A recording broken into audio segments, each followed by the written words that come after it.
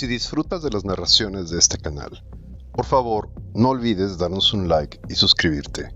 Todos los días tenemos nuevas narraciones disponibles y si activas la campanita, la plataforma te avisará de cada una. Gracias. La llamada de Cthulhu, de H.P. Lovecraft. Es concebible que tales potencias o seres hayan sobrevivido a una época infinitamente remota, donde la conciencia se manifiesta quizá bajo cuerpos y formas que ya hace tiempo que se retiraron ante la marea de la ascendente humanidad. Formas de las que solo la poesía y la leyenda han conservado un fugaz recuerdo con el nombre de dioses, monstruos, seres míticos de toda clase y especie. Algernon Blackwood. 1. El bajorrelieve de arcilla.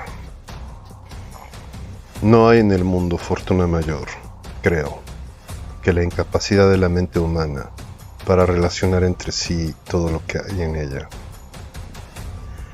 Vivimos en una isla de plácida ignorancia, rodeados por los negros mares del infinito, y no es nuestro destino emprender largos viajes.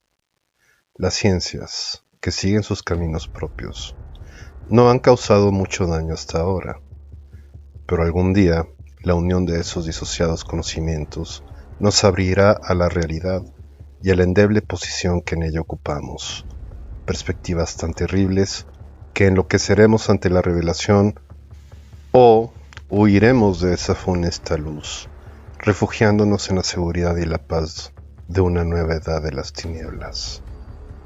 Algunos teósofos han sospechado la majestuosa grandeza del ciclo cósmico del que nuestro mundo y nuestra raza no son más que fugaces incidentes.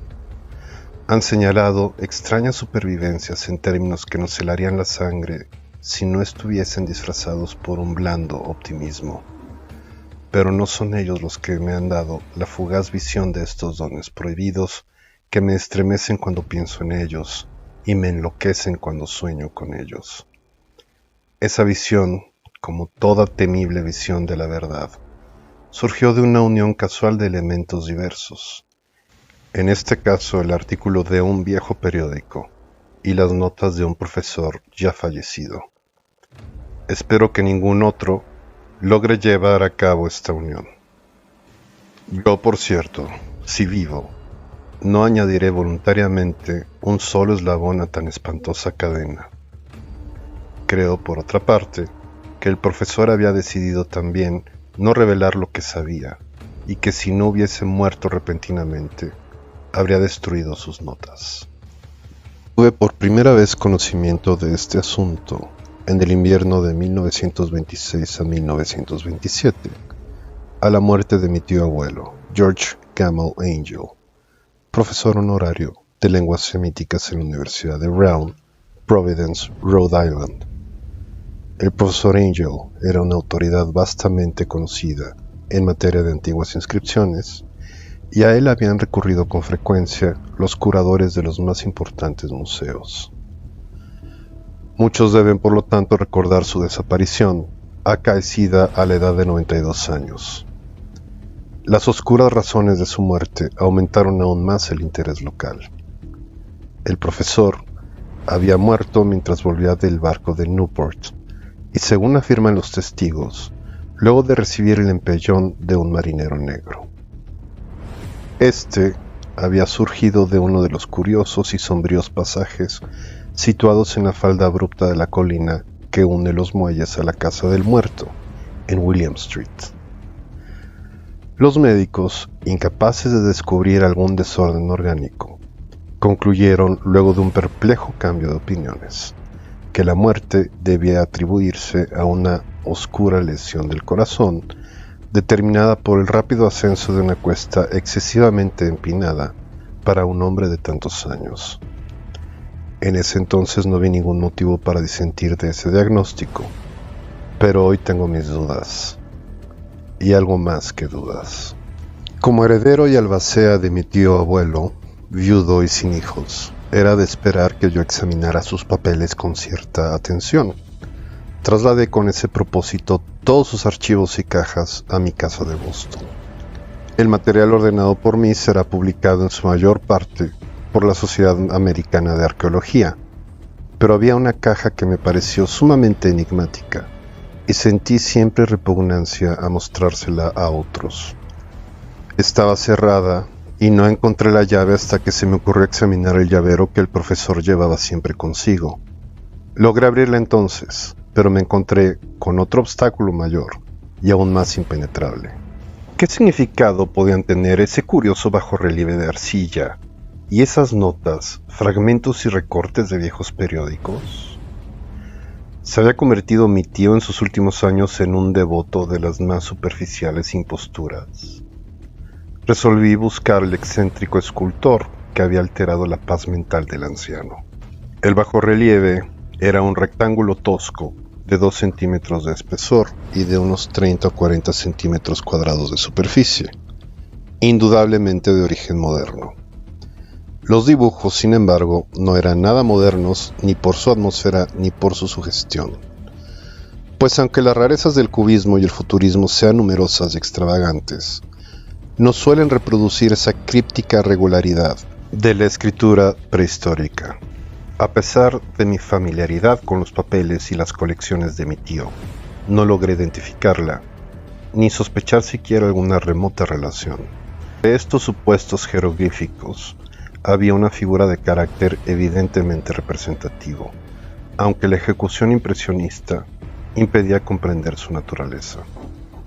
Parecía una especie de monstruo, o el símbolo de un monstruo, o una forma que solo una fantasía enfermiza hubiera podido concebir. Si digo que en mi imaginación, algo extravagante, se representó a la vez un pulpo, un dragón y la caricatura de un ser humano, no traicionaré el espíritu del dibujo. Sobre un cuerpo escamoso y grotesco, provisto de alas rudimentarias, se alzaba una cabeza pulposa y coronada de tentáculos, pero era el contorno general lo que la hacía más particularmente horrible. Detrás de la figura se esbozaba una arquitectura ciclópea. Las notas que acompañaban este curioso objeto, además de unos recortes de periódicos, habían sido escritas por el profesor mismo y no tenían pretensiones literarias. El documento en apariencia más importante estaba encabezado por las palabras "El culto de Cthulhu", escritas cuidadosamente en caracteres de imprenta, para evitar todo error en la lectura de un nombre tan desconocido. El manuscrito se dividía en 2 secciones. La primera tenía el siguiente título: 1925, Sueño y obra onírica de H. A. Wilcox, Thomas Street, Providence, R.L. Y la segunda, Informe del inspector John R. Legrasse, Vienville Street, 121, Nueva Orleans, a la Sociedad Americana de Arqueología, 1928. Notas del mismo y del profesor Webb.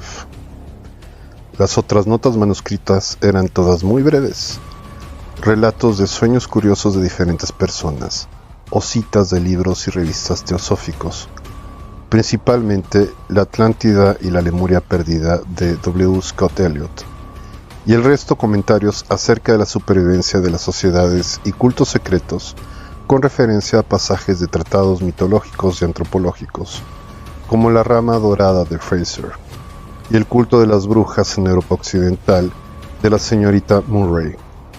Los recortes de periódicos aludían principalmente a casos de enajenación mental y a crisis de demencia colectiva en la primavera de 1925.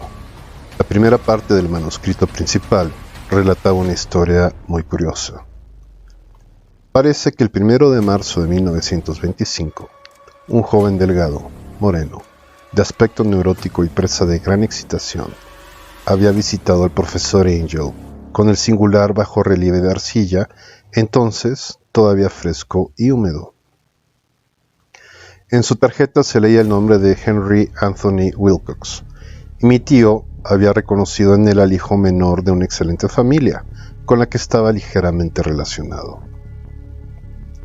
Wilcox que desde hacía un tiempo estudiaba dibujo en la Escuela de las Bellas Artes de Rhode Island y que vivía en el Hotel Fleur de Lis, muy cerca de esta institución, era un joven precoz de genio indudable, pero muy excéntrico.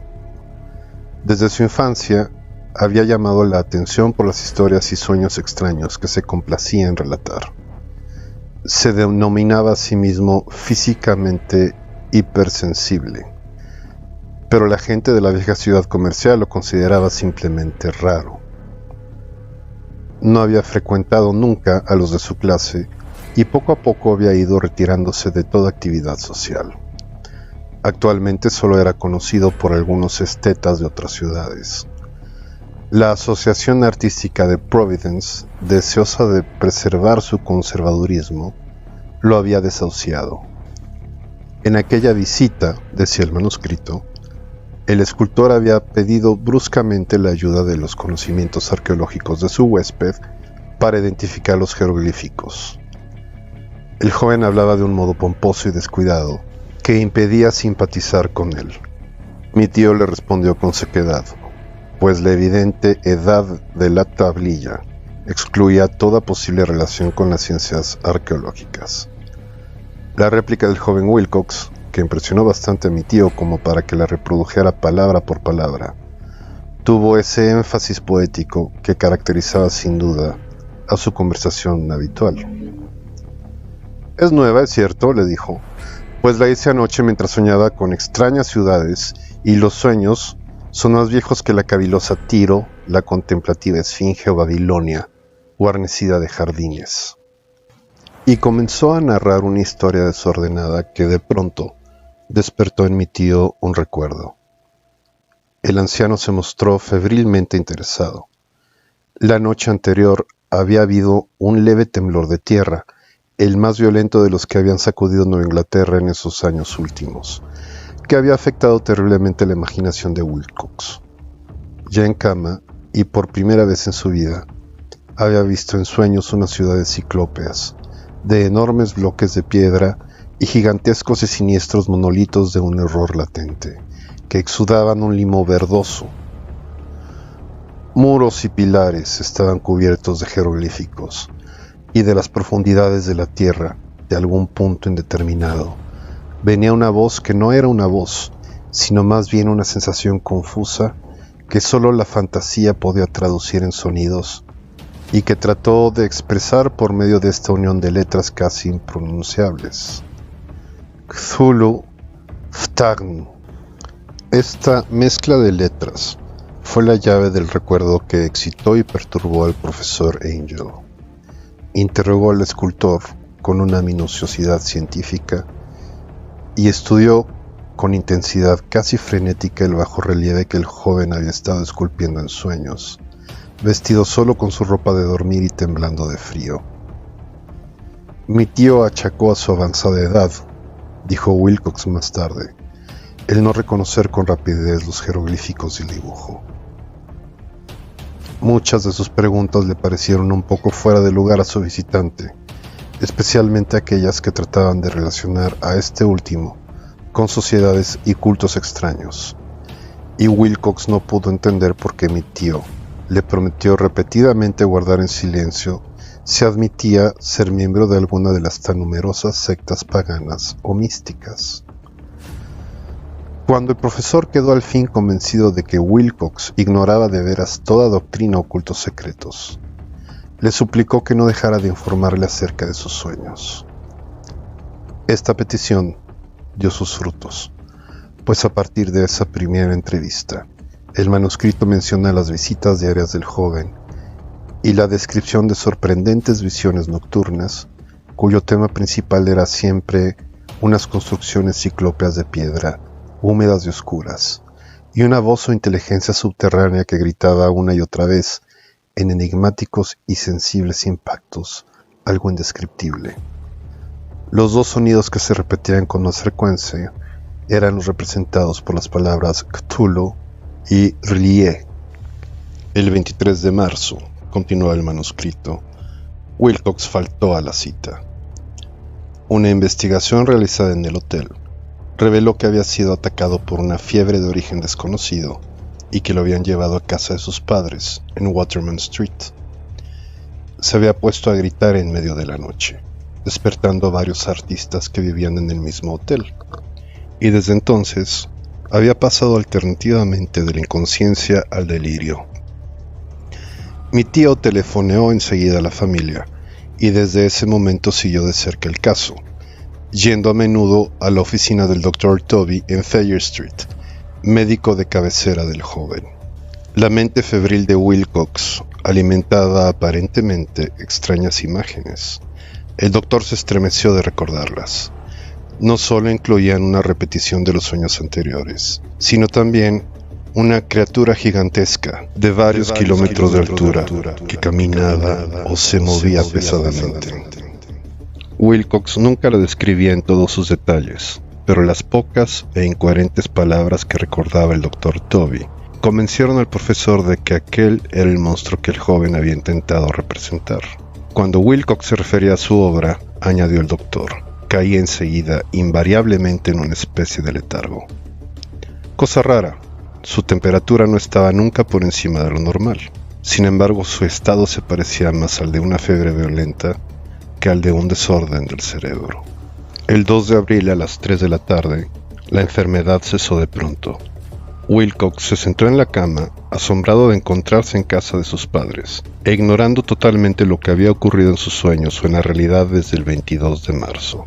Como el médico declarara que estaba curado, a los 3 días volvió a su hotel, pero ya no le fue de ninguna utilidad al profesor Angel. Junto con su enfermedad se habían desvanecido todos aquellos sueños, y luego de oír durante una semana los relatos inútiles e irrelevantes de unas muy comunes visiones, mi tío dejó de anotar los pensamientos nocturnos del artista. Aquí terminaba la primera parte del manuscrito, pero las abundantes notas invitaban de veras a la reflexión. Solo el escepticismo inveterado que informaba entonces mi filosofía puede explicar mi persistente desconfianza. Las notas describían lo que habían soñado diversas personas en el mismo periodo que el joven Wilcox. Mi tío había organizado rápidamente una vasta encuesta entre casi todos aquellos a quienes podía interrogar sin parecer impertinente, pidiendo que le contaran sus sueños y le comunicaran las fechas de todas las visiones notables. Las reacciones habían sido variadas, pero el profesor recibió más respuestas que las que hubiese obtenido cualquier otro hombre sin la ayuda de un secretario. Aunque no conservó la correspondencia original, las notas formaban un completo y muy significativo resumen.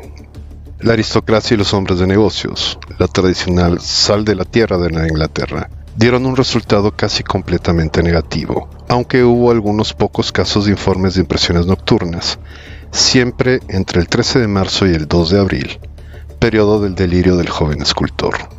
Los hombres de ciencia no fueron tampoco muy afectados, aunque por lo menos 4 vagas descripciones sugerían la visión fugaz de extraños paisajes, y uno de ellos hablaba del temor a algo anormal. Las respuestas más pertinentes procedían de artistas y poetas, que si hubieran podido comparar sus notas habrían sido presas del pánico. Ante la falta de las cartas originales, llegué a sospechar que el compilador había estado haciendo preguntas insidiosas, o había deformado el texto de la correspondencia para corroborar lo que había resuelto ver. Por eso, persistía en la creencia de que Wilcox, conociendo de algún modo los viejos documentos reunidos por mi tío, había estado engañándolo. Estas respuestas de los artistas narraban una perturbadora historia. Entre el 28 de febrero y el 2 de abril, gran parte de ellos había tenido sueños muy curiosos que habían alcanzado su máxima intensidad en el tiempo del delirio del escultor. Una cuarta parte hablaba de escenas y sonidos semejantes a los descritos por Wilcox, y algunos confesaban su terror ante una criatura gigantesca y sin nombre. Un caso que las notas describían con énfasis era particularmente triste. El sujeto, un arquitecto muy conocido, algo inclinado al ocultismo y la teosofía, se volvió completamente loco la noche en que llevaron al joven Wilcox a casa de sus padres, y murió meses después, gritando que lo salvaran de algún escapado habitante del infierno. Si mi tío hubiese conservado los nombres de estos casos, en vez de reducirlos a números, yo habría podido hacer alguna investigación personal, pero tal como estaban las cosas solo pude encontrar a unos pocos.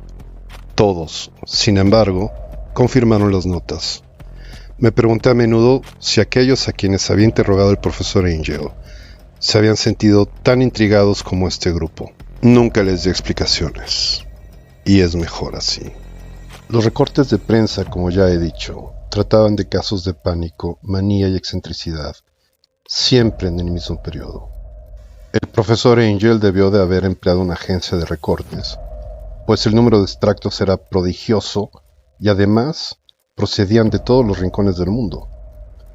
Uno describía un suicidio nocturno en Londres. Un hombre había saltado por una ventana luego de lanzar un grito horrible. En una confusa carta al editor de un periódico sudamericano, un fanático anunciaba, apoyándose en sus visiones, un futuro siniestro. Un despacho de California relataba que una colonia teosófica había comenzado a usar vestiduras blancas ante la proximidad de un glorioso acontecimiento que no llegaba nunca, mientras que unas noticias de la India se referían cautelosamente a una seria agitación de los nativos, producida a fines de marzo. Las orgías vudúes se habían multiplicado en Haití, y en África se había hablado de unos cantos misteriosos.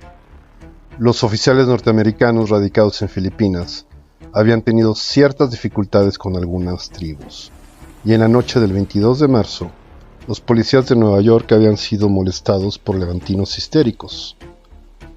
Confusos rumores recorrieron también el oeste de Irlanda y un pintor llamado Arnaud Bonnot expuso en 1926 en el Salón de Primavera de París un blasfemo paisaje de sueño. En los manicomios los desórdenes fueron tan numerosos que solo un milagro pudo impedir que el cuerpo médico advirtiera curiosas semejanzas y sacase apresuradas conclusiones. Una rara colección de recortes, en verdad. Apenas concibo hoy el crudo racionalismo con que los hice a un lado, pero quedé convencido de que el joven Wilcox había tenido noticias de unos sucesos anteriores mencionados por el profesor. 2. El informe del inspector Legras. Los sucesos anteriores por los que mi tío diera tanta importancia al sueño del escultor y al bajo relieve eran el tema de la segunda mitad del largo manuscrito. Ya una vez, parecía, el profesor Angel había visto los odiosos entornos del monstruo anónimo, había meditado sobre los desconocidos jeroglíficos y había oído las sílabas que solo la palabra Cthulhu podía traducir. Todo esto había tenido lugar en circunstancias tan sobrecogedoras que no es raro que persiguiese al joven Wilcox con preguntas y ruegos. Esta experiencia anterior había ocurrido 17 años antes, en 1908, mientras la Sociedad Americana de Arqueología celebraba su congreso anual en San Luis. El profesor Angel, por su autoridad y sus méritos, había desempeñado un papel importante en todas las deliberaciones, y a él se acercaron varios profanos que aprovechaban la oportunidad de la convocatoria para hacer preguntas y plantear problemas. El jefe de este grupo no tardó en convertirse en el centro de atracción de todo el congreso. Era un hombre de aspecto muy común, de mediana edad, que había hecho el viaje de Nueva Orleans a San Luis en busca de cierta información que no había podido obtener en su distrito. Se llamaba John Raymond Legras y era inspector de policía. Traía consigo el objeto de su viaje, una estatuilla de piedra, repugnante y grotesca, aparentemente muy antigua, cuyo origen no había logrado determinar. No debe creerse que el inspector Legras se interesara por la arqueología. Todo lo contrario, su deseo de instruirse tenía como único origen razones puramente profesionales. La estatuilla, ídolo fetiche o lo que fuese, había sido capturado meses antes en los pantanos boscosos del sur de Nueva Orleans, en el curso de una expedición contra una presunta ceremonia vudú. Tan singulares y odiosos eran los ritos, que la policía comprendió que se hallaba ante un culto totalmente ignorado e infinitamente más diabólico que los del vudú. Los confusos e increíbles relatos arrancados por la fuerza de los prisioneros nada informaron sobre su posible origen.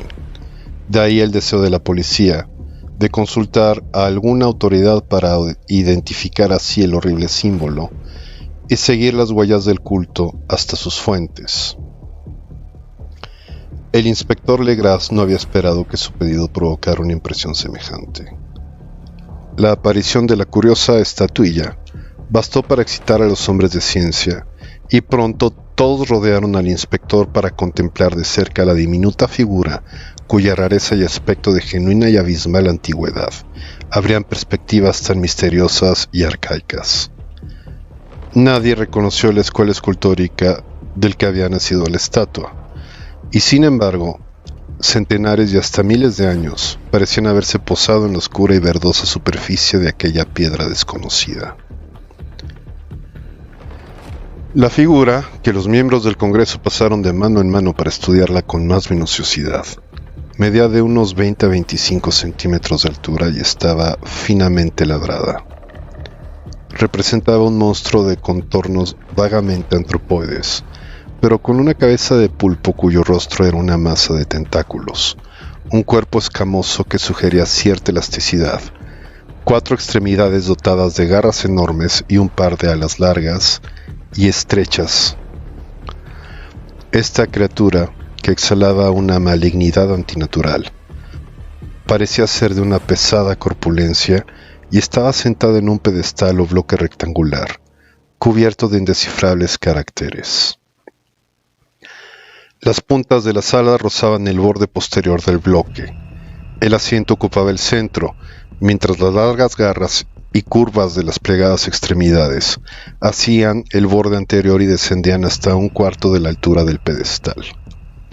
La cabeza de cefalópodo se inclinaba hacia adelante, de modo que los tentáculos faciales rozaban el dorso de las garras enormes que apretaban las elevadas rodillas.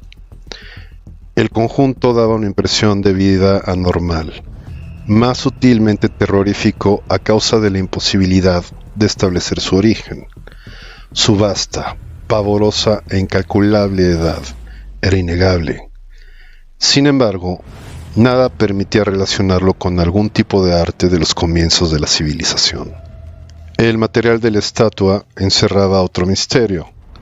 No había nada parecido en geología o mineralogía a aquella piedra jabonosa, verde y negra, de estrías doradas e iridiscentes.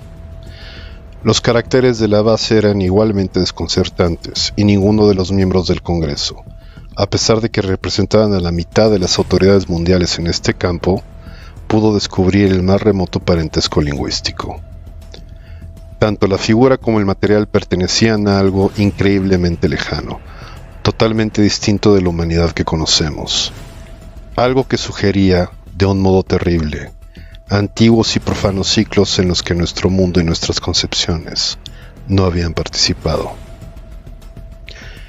Y sin embargo, mientras los miembros del Congreso sacudían la cabeza y se confesaban incapaces de resolver el misterio, uno de ellos creyó descubrir algo raramente familiar en la efigie y los jeroglíficos, y al fin, no sin reticencia, confesó lo que sabía.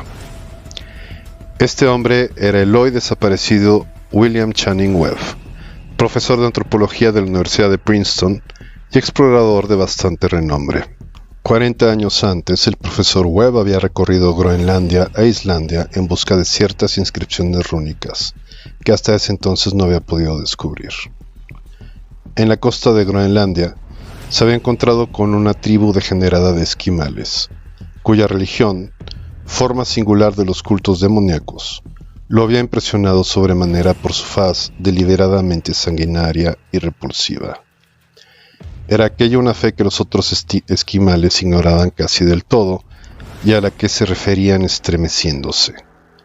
Databa, decían, de épocas muy antiguas, anteriores al nacimiento del mundo, junto a ritos anónimos y sacrificios humanos.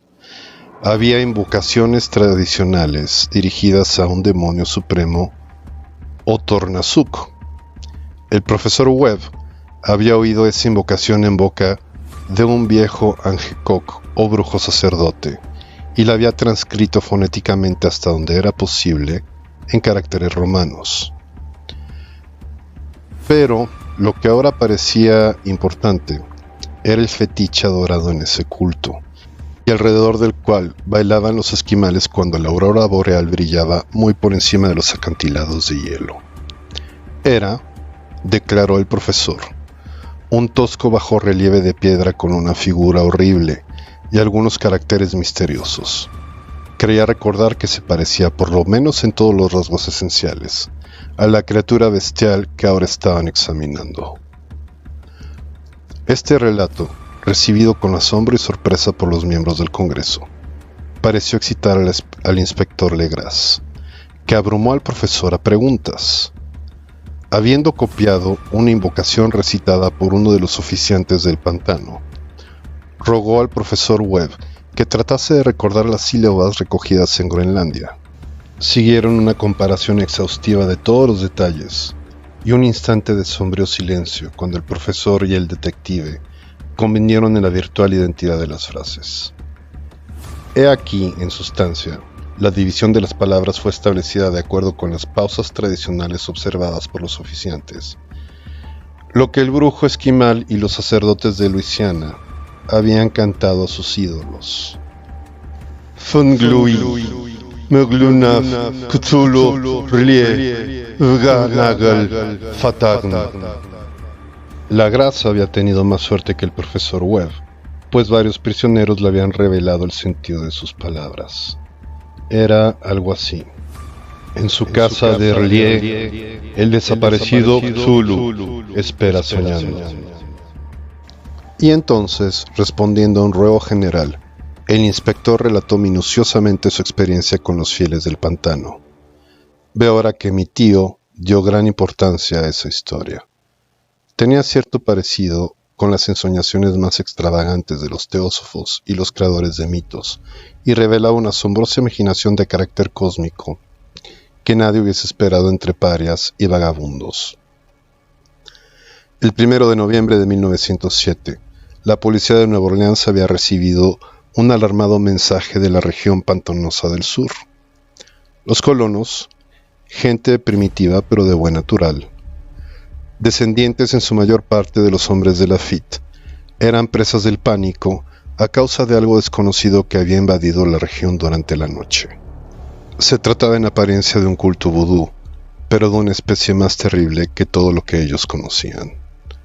Desde que el malévolo tam-tam había empezado a sonar incesantemente en aquellos bosques oscuros donde nadie osaba aventurarse, habían desaparecido varias mujeres y niños.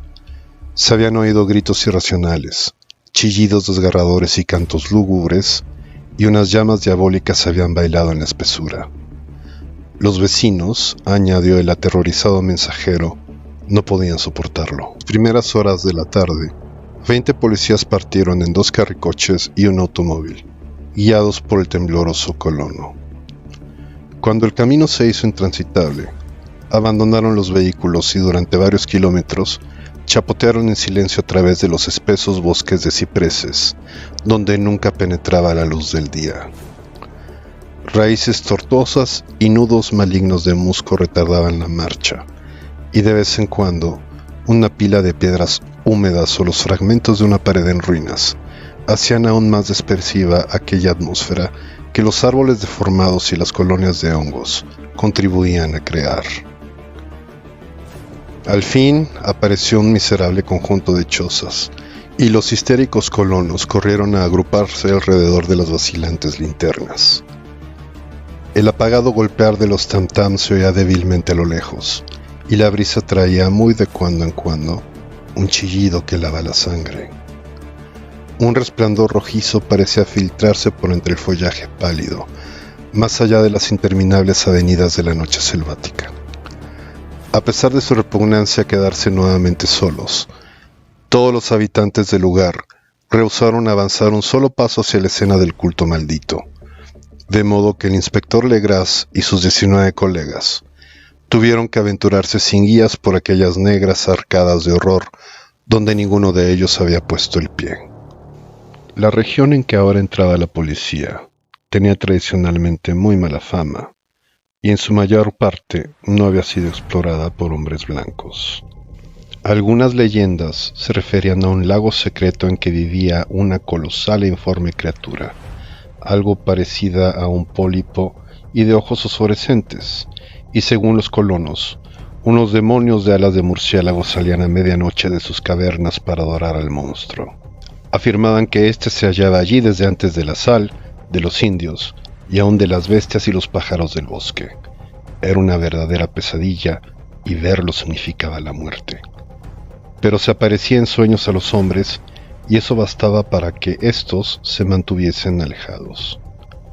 La orgía vudú se desarrollaba en los límites extremos del área aborrecida, pero aún así el emplazamiento era bastante malo, y eso quizá había aterrorizado a los colonos más que los chillidos o incidentes. Solo la poesía o la locura podían haber reproducido los ruidos que oyeron los hombres de Legraz mientras atravesaban lentamente el sombrío pantano, acercándose a la luz rojiza y a los apagados tam-tams. Hay una cualidad vocal propia de los hombres y una cualidad propia de las bestias, y nada más terrible que oír una de ellas cuando el órgano de donde proviene debería de emitir la otra. Una furia animal y una licencia orgiástica se exacerbaban allí hasta alcanzar alturas demoníacas, con gritos y aullidos extáticos que retumbaban en los bosques tenebrosos como ráfagas pestilentes surgidas de los mismos abismos del infierno. De vez en cuando cesaban los gritos, y lo que parecía un coro de voces roncas entonaba aquella odiosa melopea. Funglui Möglunaf, Cthulhu, Rlie, Vganagel, Fatagn. Al fin los hombres llegaron a un sitio donde el bosque era menos denso y se encontraron de pronto en el lugar mismo de la escena. 4 trastabillaron, un quinto perdió el conocimiento y otros 2 lanzaron un grito de horror que, por suerte, fue apagado por el tumulto salvaje de la orgía. La Graz roció con agua pantanosa el rostro del hombre desvanecido, y luego todos contemplaron el espectáculo, fascinados por el horror. En un claro natural del pantano se alzaba una isla verde de unas 40 ares de extensión, desprovista de árboles y bastante seca. Allí saltaba y se retorcía una horda de anormalidades humanas más indescriptibles que cualquiera de las que pudiese podido pintar un cime o una angarola. Sin ropas, esta híbrida muchedumbre bramaba, rugía y se contorsionaba alrededor de una hoguera circular. De vez en cuando se abrían las cortinas de fuego y se podía distinguir en el centro un bloque de granito de unos 2,5 metros de alto, en cuya cima, incongruente por su pequeñez, se alzaba la funesta estatuilla. En 10 cadalsos instalados a intervalos regulares en un ancho círculo que rodeaba la hoguera, con el monolito como centro, colgaban cabeza abajo los cuerpos extrañamente mutilados de los desaparecidos colonos. Dentro de este círculo saltaba y rugía el anillo de fieles, moviéndose de izquierda a derecha en un bacanal interminable entre el círculo de cadáveres y el círculo de fuego. Pudo haber sido solo la imaginación, o pudo haber sido un simple eco, pero uno de los hombres, un impresionable español, creyó oír que las invocaciones eran seguidas por unas respuestas antifonales que procedían de un lejano y sombrío lugar, situado en lo más profundo de aquel bosque de leyenda. Este hombre, Joseph de Galvez, a quien más tarde encontré e interrogué, era excesivamente imaginativo.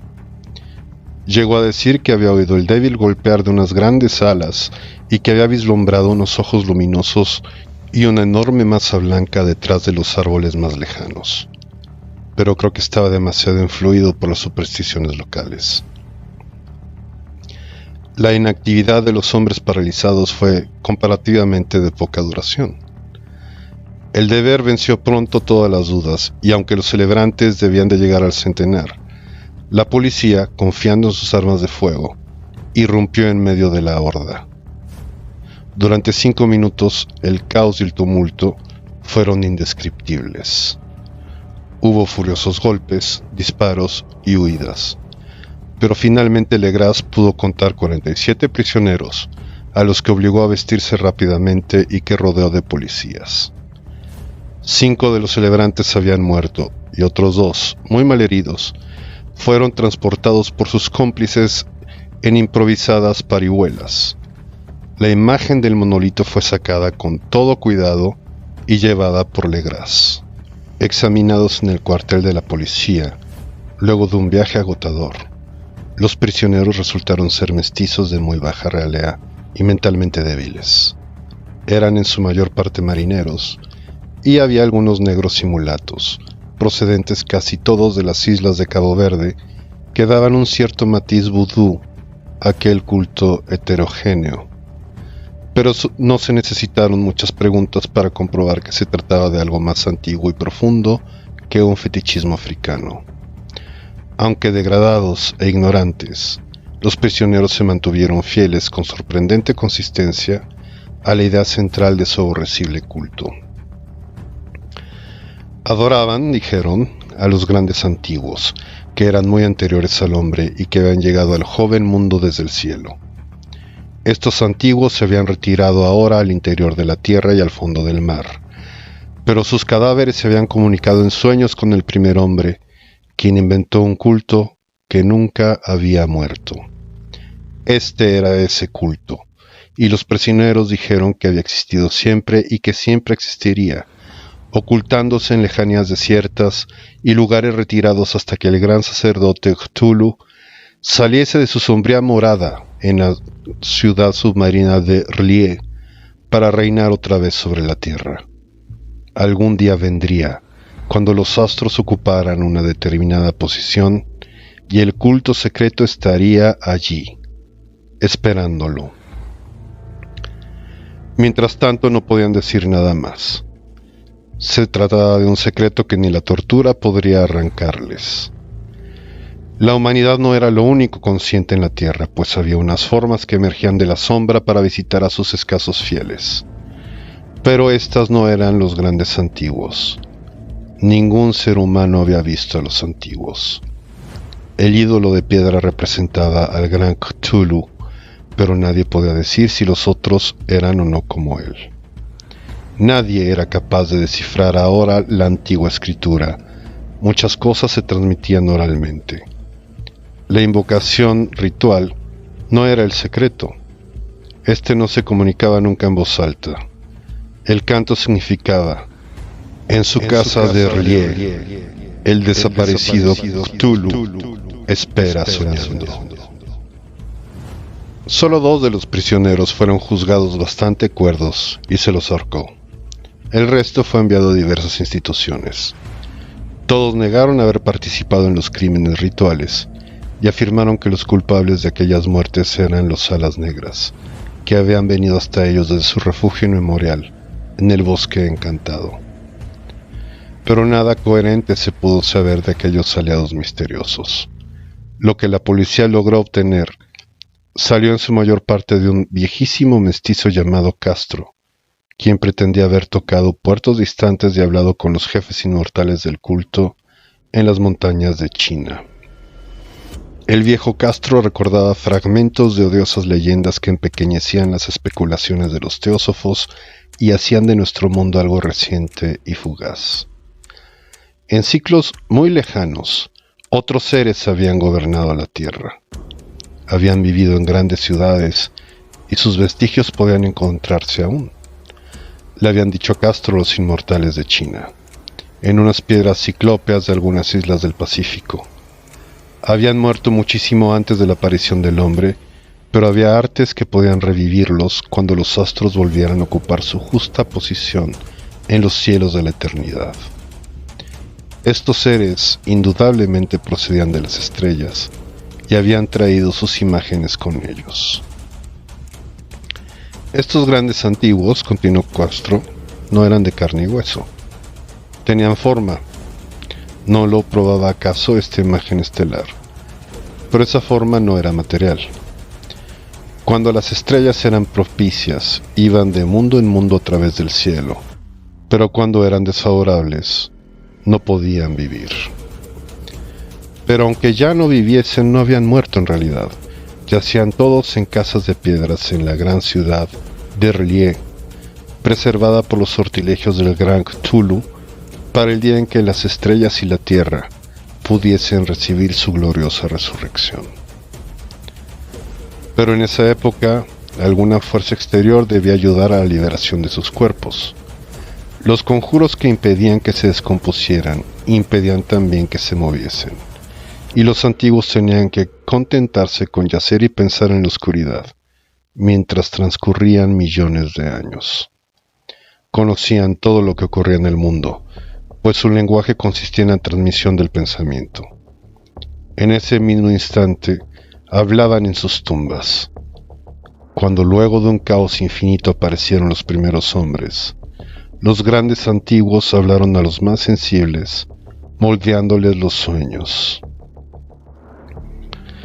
Aquellos primeros hombres, murmuró Castro, establecieron el culto con que se adoraba a los ídolos de los grandes antiguos, ídolos traídos de estrellas oscuras en una época infinitamente lejana.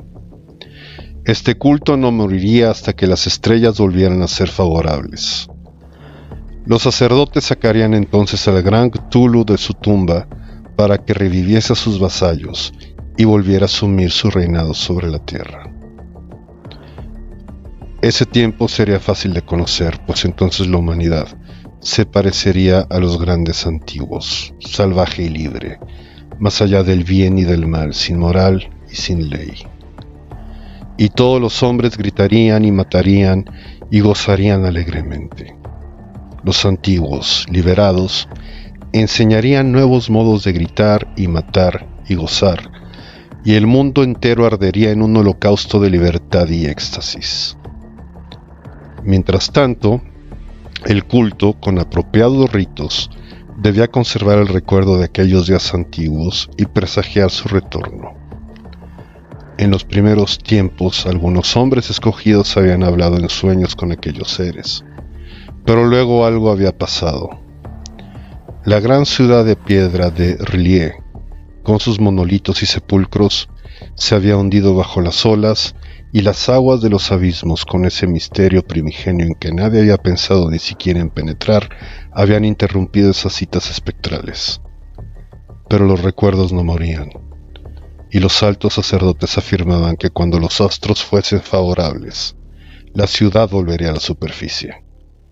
Entonces los viejos espíritus de la tierra, mohosos y sombríos, saldrían de sus subterráneos y propagarían los rumores recogidos allá, en los olvidados fondos del océano. Pero de ellos el viejo Castro no se atrevía a hablar. Se interrumpió de pronto, y ni la persuasión ni las sutilezas pudieron arrancarle otras informaciones. Tampoco quiso mencionar, curiosamente, el tamaño de los antiguos. En cuanto al culto, afirmó que su centro debe de encontrarse en los desiertos intransitados de Arabia, donde Irem, la ciudad de los pilares, sueña aún intacta y secreta. No tenía relación alguna con la brujería europea y solo era conocido por sus miembros. Ningún libro aludía a él, aunque los chinos inmortales decían que en el Necronomicon del árabe loco Abdul al-Hazred había un sentido oculto que el iniciado podía interpretar de muy diversas maneras, especialmente en el tan discutido dístico. No está muerto quien puede yacer eternamente, y con el paso de los años la misma muerte puede morir. Legras, profundamente impresionado y no poco intrigado, había buscado sin éxito las filaciones históricas del culto. Castro aparentemente había dicho la verdad al afirmar que era un secreto. Las autoridades de la Universidad de Tulane no pudieron arrojar luz alguna sobre el culto o la imagen, y ahora recurriría a las mayores autoridades, y se encontraba nada menos que con el episodio de Groenlandia, del profesor Webb. El ferviente interés que despertó el relato de Legras, corroborado por la presencia de la estatuilla, tuvo algún eco en las cartas que intercambiaron luego los miembros del Congreso, pero apenas hay alguna mención en el informe oficial. La prudencia es preocupación primordial de aquellos que se enfrentan a menudo con la charlatanería y la impostura. Legras prestó durante un tiempo la estatua al profesor Webb, pero la muerte de este último le fue devuelta y está desde entonces en su casa. Allí la he visto no hace mucho tiempo. Es de veras algo estremecedor e indiscutiblemente parecida a la escultura labrada en sueños por el joven Wilcox. No me asombró que mi tío se hubiese excitado con el relato del joven. ¿Qué pudo pensar al saber, ya enterado de la información recogida por Legras, que un joven sensible no solo había soñado la figura y los jeroglíficos de las imágenes del pantano y de Groenlandia, sino que también había oído en sueños 3 de las palabras de la fórmula repetida por los maestros de Luisiana y los diabólicos esquimales? Era natural que el profesor Angel hubiese iniciado instantáneamente una minuciosa investigación. Aunque yo ni fuera interno, sospechaba que el joven Wilcox había oído hablar del culto y había inventado una serie de sueños para acrecentar el misterio ante los ojos de mi tío. El relato de los otros sueños y los recortes coleccionados por el profesor parecían corroborar la historia del joven, pero mi bien fundado racionalismo y la total extravagancia del asunto me llevaron a adoptar las conclusiones que estimé más razonables. De modo que después de estudiar otra vez el manuscrito y comparar las notas teosóficas y antropológicas con la descripción del culto que había hecho Legras, viajé a Providence para ver al escultor e increparle por haberse burlado de tal modo de un sabio anciano. Wilcox seguía viviendo solo en el Fleur de Lis de Thomas Street, desagradable imitación victoriana de la arquitectura bretona del siglo XVII. La fachada de estuco del hotel lucía ostentosamente entre las encantadoras casas coloniales y a la sombra del más hermoso campanario georgiano que pueda verse en los Estados Unidos. Encontré a Wilcox en sus habitaciones, sumido en su labor, y comprendí enseguida, por las piezas que lo rodeaban, que su genio era profundo y auténtico. Creo que durante un tiempo Wilcox figurará entre los grandes decadentes, pues ha cristalizado en arcilla y reflejará un día en mármol esas pesadillas y fantasías evocadas en prosa por Arthur Machen y que Clark Ashton Smith ha hecho visibles en versos y pinturas. Moreno, frágil y de un aspecto un poco descuidado, Wilcox se volvió lánguidamente y sin dejar su silla me preguntó qué deseaba. Cuando le dije quién era, manifestó un cierto interés, pues mi tío había excitado su curiosidad al examinar sus raros sueños, aunque sin explicar las razones de ese examen.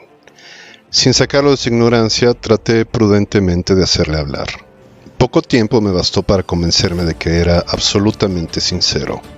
Hablaba de sus sueños de modo inequívoco. Esos sueños y su residuo subconsciente habían influido profundamente su arte y me mostró una estatua mórbida cuyo modelado me estremeció casi por la fuerza de su oscura sugestión. No recordaba haber visto el original, excepto en el bajo relieve creado durante un sueño, pero los contornos se habían formado insensiblemente bajo sus manos. Era, sin duda, la forma gigantesca de la que había hablado en su delirio.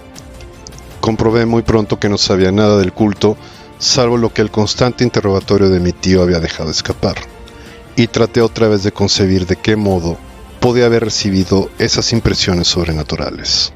Hablaba de sus sueños de un modo extrañamente poético, haciéndome ver con terrible claridad la ciudad ciclópea de piedra verde y musgosa, cuya geometría, añadió curiosamente, era totalmente errónea, y oí otra vez con un temor expectante la subterránea llamada mental. Tulu-Fathaga. Tulu-Fathaga. Estas palabras figuraban en la temible invocación que invocaba el sueño vigilia de Cthulhu en su bóveda de piedra de R'lyeh, y a pesar de mis racionales ideas, me sentí profundamente perturbado. Wilcox era indudable. Había oído hablar casualmente del culto y lo había olvidado enseguida en la masa de sus lecturas y concepciones igualmente fantásticas. Más tarde, en virtud de su impresionable carácter, el culto había encontrado un modo de expresión subconsciente en los sueños, el bajorrelieve de arcilla y la estatua que yo estaba ahora contemplando. De modo que la superchería había sido involuntaria. El joven tenía unos modales un poco afectados y un poco vulgares, que me desagradaban de verdad, pero yo ya estaba dispuesto a admitir tanto su genio como su honestidad. Me despedí amablemente y le deseé todo el éxito que su talento prometía. El asunto del culto continuó fascinándome y a veces imaginaba poder adquirir un gran renombre investigando su origen y relaciones. Visité Nueva Orleans, hablé con Legras y otros de los que habían participado en aquella expedición, examiné la estatuilla y hasta interrogué a los prisioneros que todavía vivían. El viejo Castro, por desgracia, había muerto hacía varios años. Lo que escuché entonces de viva voz no fue más que una confirmación detallada de los escritos de mi tío, y acrecentó mi interés, y tuve la seguridad de estar sobre la pista de una religión muy antigua y secreta, cuyo descubrimiento me convertiría en un antropólogo de nota. Mi actitud era aún entonces absolutamente materialista, como aún quisiera que lo fuese, y por una inexplicable perversidad mental, rechacé la conciencia de los sueños y los recortes coleccionados por el profesor Angel. Hubo algo, sin embargo, que comencé a sospechar y que ahora creo saber. La muerte de mi tío no fue nada natural. Cayó al suelo en la colina, en una de las estrechas callejuelas que partían de unos muelles donde abundaban los mestizos extranjeros, luego del descuidado empujón de un marinero de tez oscura. Yo no había olvidado que los oficiantes de Luisiana se distinguían por la mezcla de sangres y sus intereses marinos, y no me hubiera sorprendido conocer la existencia de agujas venenosas y métodos criminales secretos tan faltos de piedad como aquellas creencias y ritos misteriosos. Legras y sus hombres, es cierto, no habían sido molestados, pero en Noruega acababa de morir un marino que veía cosas. ¿No pudieron haber llegado a oídos siniestros las investigaciones realizadas por mi tío después de encontrarse con el escultor? Creo hoy que el profesor Angel murió porque sabía o quería saber demasiado. Es posible que me espere un fin semejante, pues yo también he aprendido mucho. 3. La locura del mar. Si el cielo decidiese algún día acordarme un insigne favor, borraría totalmente de mi memoria el descubrimiento que hice por simple casualidad al echar una ojeada a una hoja de periódico que recubría un instante. Era un viejo número del Sydney Bulletin del 18 de abril de 1925, con el cual no hubiese podido dar en mi vida cotidiana. Había pasado inadvertido hasta para la agencia de recortes que había estado coleccionando ávidamente durante esa época materiales para mi tío. Había yo casi abandonado mis investigaciones acerca de lo que el profesor llamaba el culto de Cthulhu y me encontraba de visita en la casa de un doctor amigo de Paterson, New Jersey, conservador del museo local y mineralogista de renombre. Examinando un día los ejemplares de reserva, amontonados en desorden en los estantes de una de las salas del fondo del museo, mi mirada se retuvo en la rara ilustración de uno de los periódicos extendido bajo las piedras. Era el Sydney Bulletin que he mencionado. Mi amigo tenía corresponsales en todos los países extranjeros imaginables. La imagen era una fotografía en sepia de una odiosa estatuilla de piedra casi igual a la que Legras había encontrado en el pantano. Despojé ansiosamente la hoja de su precioso contenido. Leí el artículo con sumo cuidado y lamenté su brevedad. Lo que sugería, sin embargo, era de suma importancia para mi ya vacilante búsqueda. Arranqué cuidadosamente la noticia con el propósito de ponerme enseguida en acción. He aquí el contenido. El Vigilant arribó remolcado a un yate neozelandés armado. Un muerto y un superviviente a bordo. Relatan combates furiosos y muertes en alta mar. Marinero rescatado se niega a dar detalles de misteriosa experiencia. Ídolo extraño encontrado en su poder. se iniciará una investigación.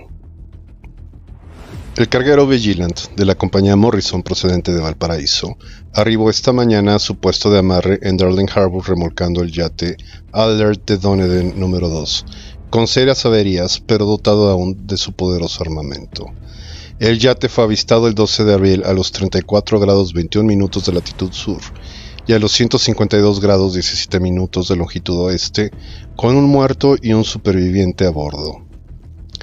El Vigilant dejó Valparaíso el 25 de marzo y el 2 de abril fue alejado considerablemente de su curso en dirección sur, por excepcionales tormentas y enormes olas. El 12 de abril avistó el buque a la deriva. En apariencia había sido abandonado, pero luego se descubrió que llevaba un superviviente en estado de delirio y un hombre muerto desde hace una semana por lo menos.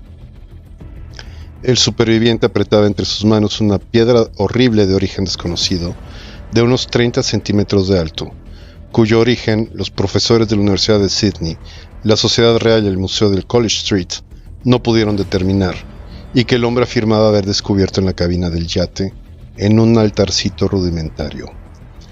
Este hombre, ya recobrado, relató una historia de piratería y violencia sumamente extraña.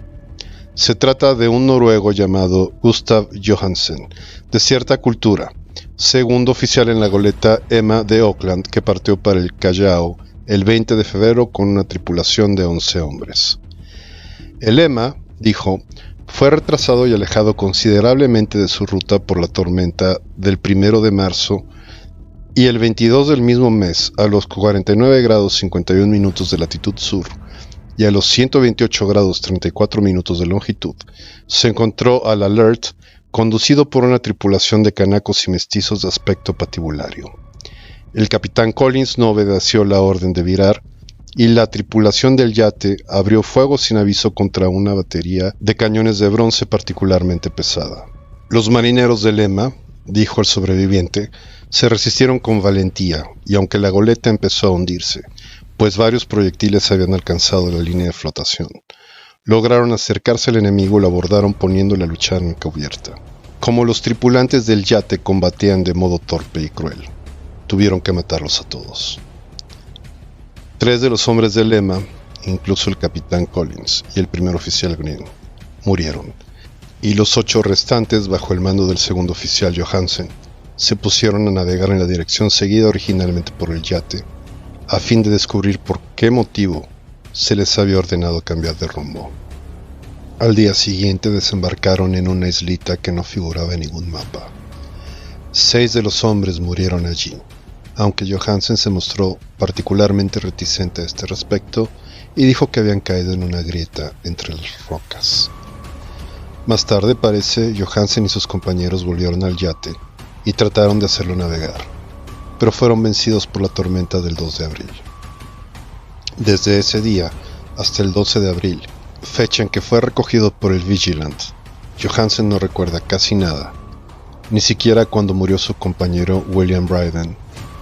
La muerte no se debió aparentemente a otra causa que a privaciones. Cables procedentes de Dunedin informan que el Alert era muy conocido como barco de carga y tenía muy mala reputación. Pertenecía a un curioso grupo de mestizos, cuyas frecuentes incursiones nocturnas a los bosques atraían no poca curiosidad. Luego de la tormenta y temblores de tierra del 1 de marzo, se habían hecho apresuradamente a la vela. Nuestro corresponsal en Auckland afirma que el Emma y sus tripulantes gozaban de una excelente reputación y que Johansen es un hombre digno de toda confianza. El almirantazgo va a iniciar una investigación sobre este asunto, durante la cual se tratará de convencer a Johansen para que hable más libremente.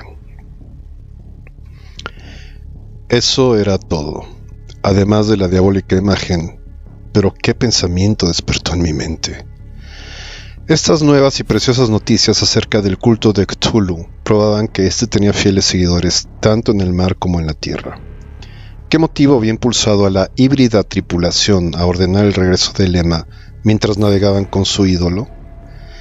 ¿Qué isla desconocida era aquella en que habían muerto 6 de los tripulantes y acerca de la cual el contramaestre Johansen se mostraba tan reticente? ¿Qué resultado había tenido la investigación del almirantazgo y qué se sabía del odioso culto en Dunedin? Y lo más extraordinario, qué profunda y natural relación de hechos era esta que daba una significación maligna e innegable a los sucesos tan cuidadosamente notados por mi tío. El 1 de marzo, o el 28 de febrero, de acuerdo con el uso horario internacional, se habían producido una tormenta y un terremoto. El Alert y su mal encarada tripulación habían dejado rápidamente Dunedin como obedeciendo a una imperiosa llamada, y en el otro extremo de la Tierra, poetas y artistas habían comenzado a soñar con una ciclópea ciudad submarina, mientras que un joven escultor modelaba en sus sueños la forma del terrible Cthulhu. El 23 de marzo, la tripulación del Emma desembarcaba en una isla desconocida, perdiendo allí 6 hombres. Y en esa misma fecha los sueños de algunas personas alcanzaron su mayor intensidad y se oscurecieron con el terror de un monstruo maligno y gigantesco, mientras un arquitecto se volvía loco y un escultor caía presa del delirio. ¿Y qué pensar de esa tormenta del 2 de abril, fecha en que cesaron todos los sueños de la ciudad sumergida y Wilcox salió indemne de aquella fiebre extraña? ¿Qué pensar igualmente de aquellas alusiones del viejo Castro a los antiguos venidos de las estrellas, y a su reino próximo, y a su culto, y a su gobierno de los sueños? ¿Estaba balanceándome en el borde de un abismo de horrores cósmicos insoportables para un ser humano? En todo caso no afectaron sino a la mente, pues el 2 de abril puso término de algún modo a la monstruosa amenaza que había sitiado el alma de los hombres. Aquella tarde, luego de haber pasado el día enviando telegramas y haciendo urgentes preparativos, me despedí de mi huésped y tomé un tren para San Francisco. En menos de un mes llegué a Dunedin, donde sin embargo descubrí que se sabía muy poco de los extraños miembros del culto que habían vivido en las posadas marineras. El vagabundo en los muelles era asunto demasiado común y no valía la pena mencionarlo. Pero algo oí a propósito de una expedición terrestre realizada por estos mestizos, durante la cual se escuchó el débil golpear de unos tambores y se vio un fuego rojo en las colinas lejanas.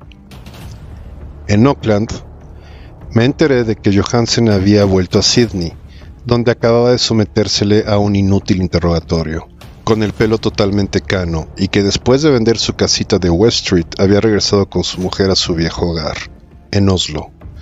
De su aventura, no dijo a sus amigos más que lo que ya sabían los oficiales del almirantazgo, y todo lo que pudieron hacer fue darme su nueva dirección. Volví entonces a Sydney, y hablé sin éxito con gente del mar y miembros del tribunal. Vi el Alert en Circular Quay, en la bahía de Sydney, pero nada me reveló su casco. La imagen en cuclillas, de cabeza de pulpo, cuerpo de dragón, alas escamosas y pedestal con jeroglíficos, se conservaba en el Museo de Hyde Park. La examiné con cuidado y descubrí que estaba exquisitamente labrada y tenía el mismo profundo misterio, terrible antigüedad y sobrenatural rareza de material que el ejemplar más pequeño de Legras. Para los geólogos, me dijo el curador del museo, la estatua era un enigma monstruoso y juraban que no había nada en el mundo con un material parecido.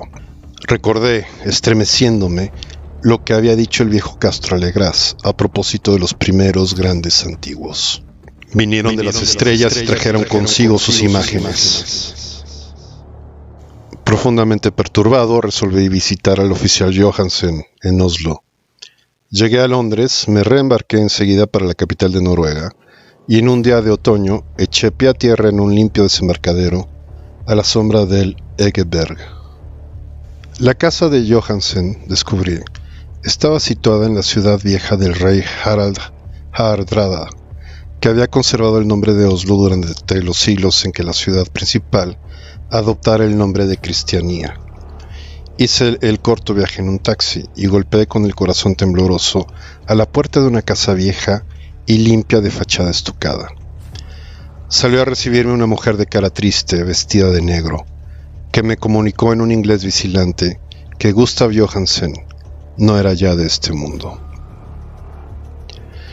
No había sobrevivido mucho a su regreso, pues su aventura marina de 1925 le había destrozado la salud. La mujer no sabía más que el público, pero Johansen había dejado un largo manuscrito que trataba asuntos técnicos escrito en inglés con la intención manifiesta de que su esposa no la entendiese. Mientras paseaba por una callejuela cerca del muelle de Gothenburg, un paquete de viejos periódicos, salido de la ventana de un altillo, lo golpeó y lo hizo caer. 2 marineros indios lo ayudaron enseguida a levantarse, pero el hombre murió antes de que llegase la ambulancia. Los médicos, incapaces de precisar la causa del deceso, lo habían atribuido a un malestar del corazón y a un debilitamiento general. Sentí entonces que un oscuro terror, que no me abandonaría hasta que a mí también me fuese acordado el eterno reposo, accidentalmente o por otro motivo, me traspasaba los huesos. Habiendo persuadido a la viuda de que mi conocimiento de esos asuntos técnicos me autorizaba a poseer el manuscrito, me llevé el documento y comencé a leerlo en el barco que me conducía a Londres. Era un relato simple, desordenado, un diario de mar redactado de memoria en que se intentaba recoger día a día aquel último y terrible viaje. No lo transcribiré literalmente a causa de sus oscuridades y redundancias, pero mi resumen bastará para explicar por qué el rumor de las aguas contra los costados del buque se me hizo tan intolerable que tuve que taponerme los oídos. Johansen, gracias a Dios, no lo sabía todo, aunque vio la ciudad y el monstruo, pero yo ya no podré dormir en paz mientras recuerde el horror que espera emboscado del otro lado de la vida, en el tiempo y el espacio, y aquellas malditas criaturas que vinieron de los astros más antiguos y que sueñan en las profundidades del mar, conocidas y favorecidas por un culto de pesadilla decidido a lanzarlas sobre nuestro planeta, cada vez que algún terremoto vuelva a elevar la monstruosa ciudad de piedra al aire y a la luz del sol. El viaje de Johansen había comenzado tal como lo declarara él mismo ante el almirantazgo.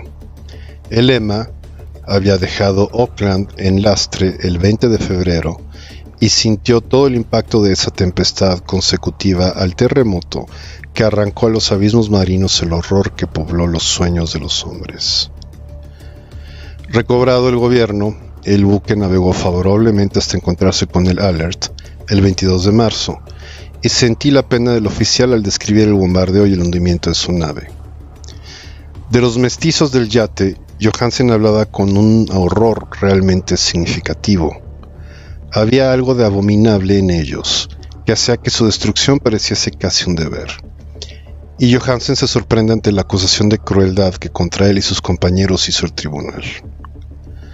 Ya en el yate capturado, Johansen y sus hombres, impulsados por la curiosidad, prosiguen viaje hasta avistar una alta columna de piedra que emerge del océano, y a los 49 grados 9 minutos de latitud oeste y 126 grados 43 minutos de longitud sur, se encuentran ante una costa barrosa y una albañilería ciclópea cubierta de algas que no puede ser sino la sustancia tangible del terror supremo del universo. La ciudad muerta de R'lyeh, construida hace millones de años, antes de los comienzos de nuestra historia, por las enormes y espantosas criaturas que descendieron desde unos astros desconocidos. Allí yacen el gran Cthulhu y sus compañeros, ocultos en unas bóvedas verdes y húmedas, desde donde envían, tras incalculables ciclos, pensamientos que aterrorizan a los hombres sensibles y reclaman imperiosamente a los fieles del culto que inician el peregrinaje de la liberación y la restauración. El oficial Johansen ignoraba todo esto, pero bien sabe Dios que había visto bastante. Creo que emergió de las aguas solo la cima de la ciudadela, coronada por un enorme monolito donde yace el gran Cthulhu. Cuando imagino el tamaño de todo lo que puede esconder el fondo del océano, siento deseos de morir sin esperar ya más. Johansen y sus hombres se sintieron aterrados ante la majestad cósmica de esta húmeda Babilonia habitada por demonios y debieron de sospechar instintivamente que no pertenecía a este ni a ningún otro planeta similar. En todas las líneas de la estremecida descripción de Johansen se advierte el mismo pavor, ante el tamaño increíble de los bloques de piedra verde, ante la altura vertiginosa del monolito labrado, ante la asombrosa identidad de esas colosales estatuas y bajorrelieves, con la rara imagen encontrada en la sentina del Alert. Sin conocer el futurismo, Johansen describe, al hablar de la ciudad, algo muy parecido a una obra futurista. En vez de referirse a una estructura definida o a algún edificio, se reduce a hablar de vastos ángulos y superficies pétreas. Superficies demasiado grandes para ser de este mundo y cubiertas por jeroglíficos e imágenes horribles. Menciono estos ángulos pues me recuerdan los sueños que me relató Wilcox. El joven escultor afirmó que la geometría de la ciudad de sus sueños era anormal, no euclidiana, y que sugería esferas y dimensiones distintas de las nuestras. Ahora un marino ilustrado tenía ante la terrible realidad la misma impresión.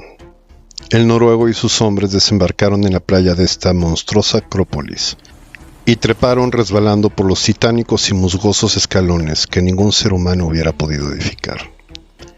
El sol mismo parecía deformado cuando se lo miraba a través de las miasmas polarizadoras que emanaban de esta perversión submarina.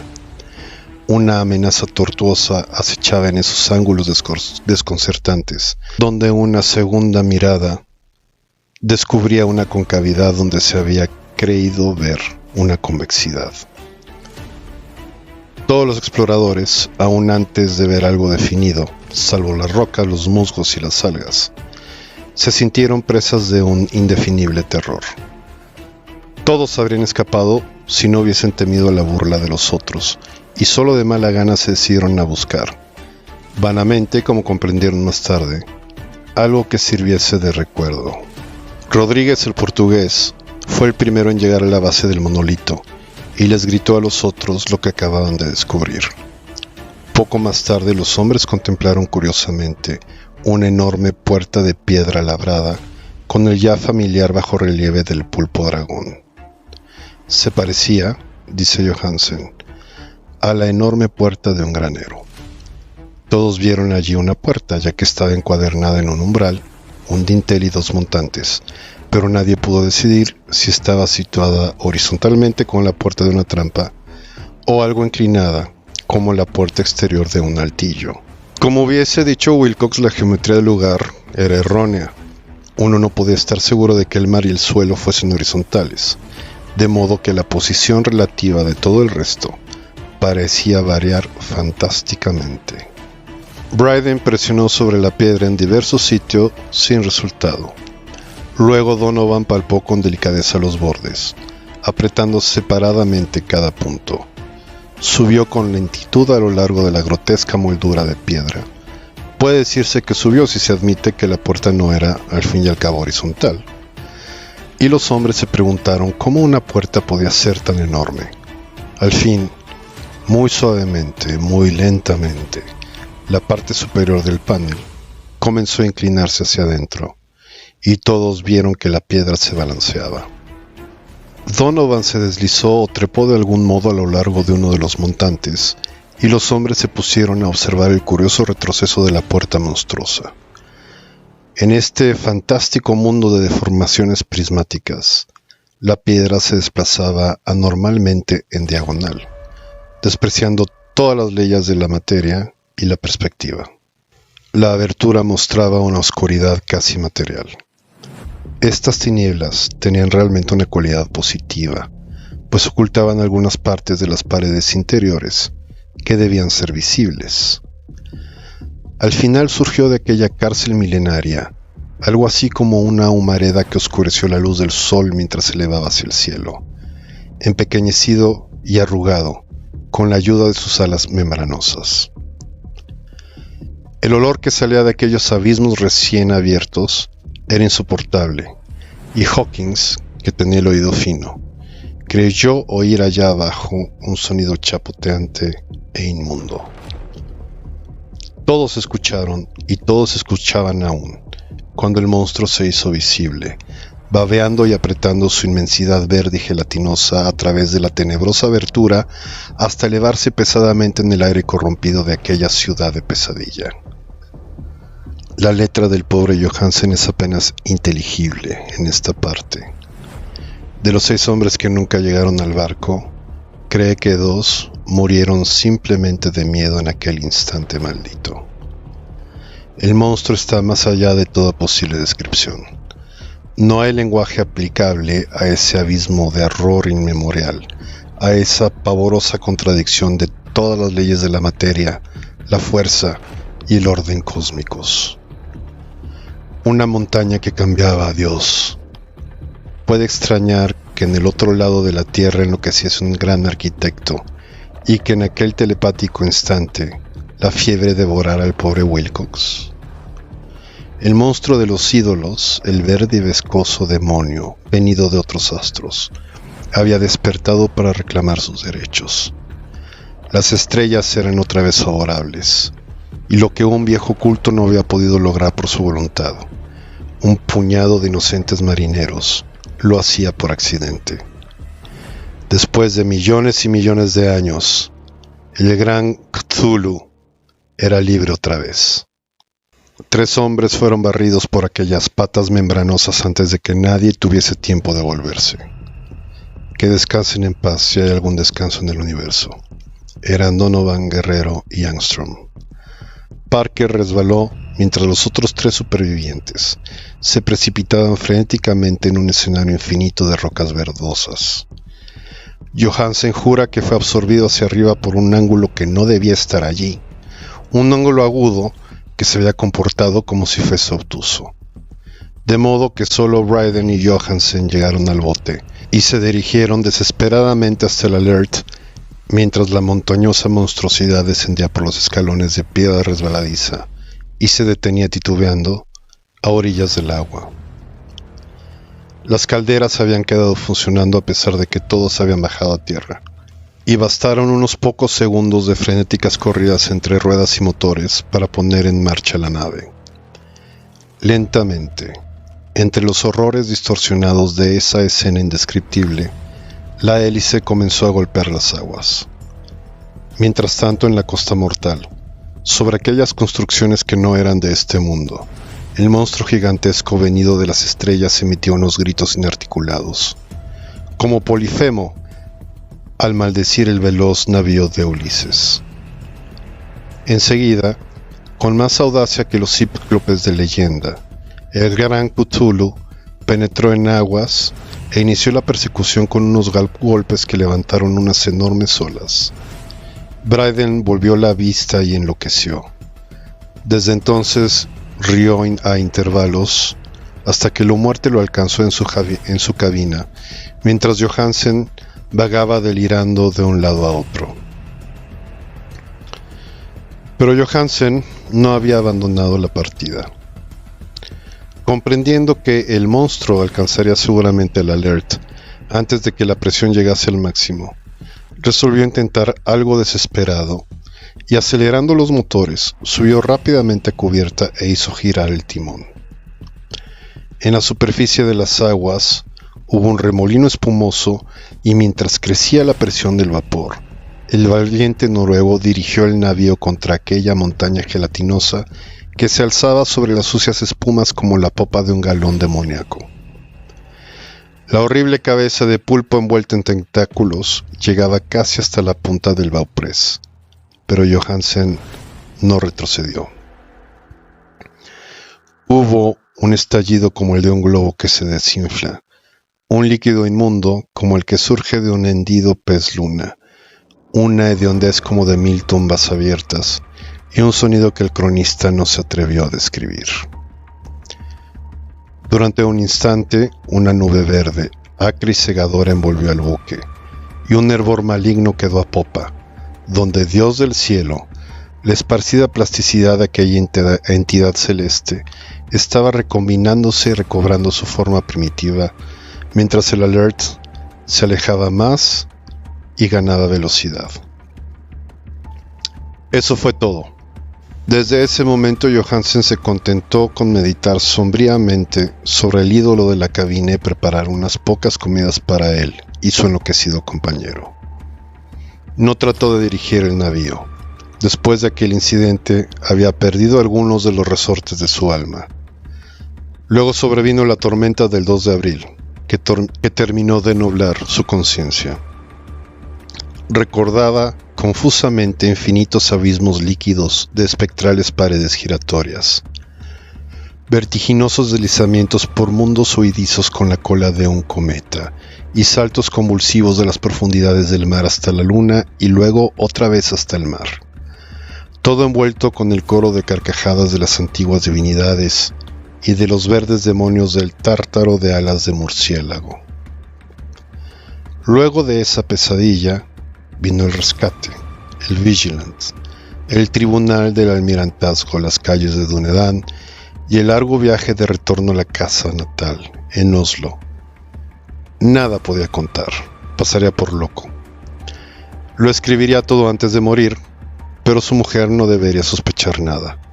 La muerte sería para él beneficiosa, solo si borraba los recuerdos. Tal era el documento que leí. Lo he guardado en la caja de lata junto con el bajorrelieve de arcilla y los papeles del profesor Angel.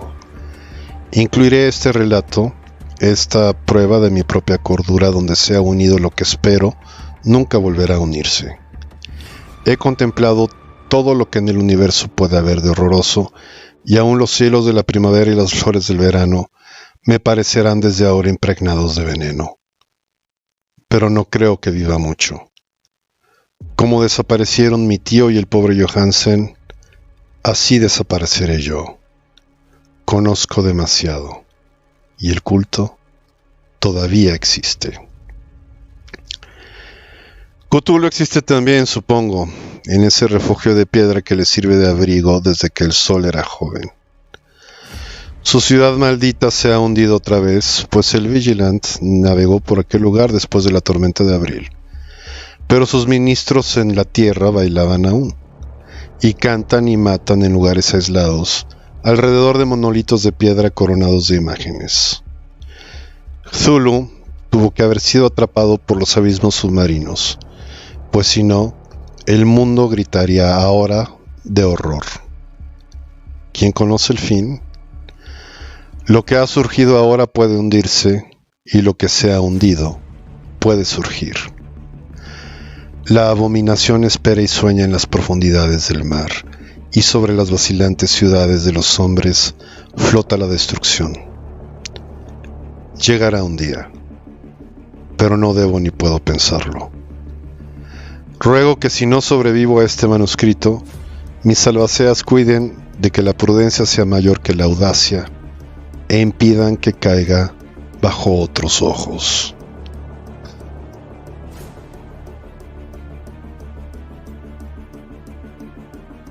Si disfrutas de las narraciones de este canal, por favor, no olvides darnos un like y suscribirte. Todos los días tenemos nuevas narraciones disponibles y si activas la campanita, la plataforma te avisará de cada una. Gracias.